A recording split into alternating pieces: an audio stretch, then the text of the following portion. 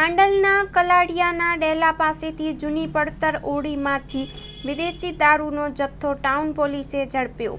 ભારતીય બનાવટી વિદેશી દારૂની કુલ 414 અને બિયરના ટીન 66 નંગ મળીને કુલ 77,000થી વધુનો મુદ્દામાલ કબજે। આરોપી ફરાર।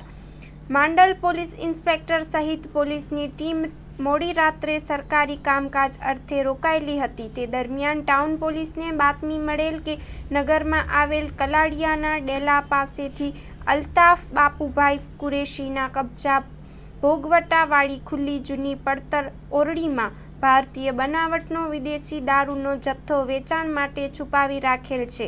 જે ચોક્કસભૂત બાતમીના આધારે માંડલ પોલીસની ટીમે સ્થળ ઉપર જઈને તપાસ હાથ ધરતા ઓરડીમાંથી વિદેશી દારૂની કાચની તથા પ્લાસ્ટિકની નાની મોટી બોટલો મળીને કુલ નંગ 414 અને બિયરના ટીન 66 મળીને કુલ 77,554 રૂપિયાનો મુદ્દામાલ પોલીસે કબજે લઈ આ રેઇડમાં 2 આરોપીઓનો મુદ્દામાલ હોવાથી જે હાજર મળ્યા ન હતા।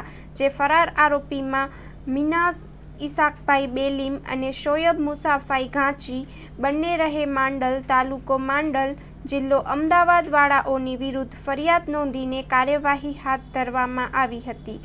Story report by Mahendra Gajjar, Mandal, Ahmedabad.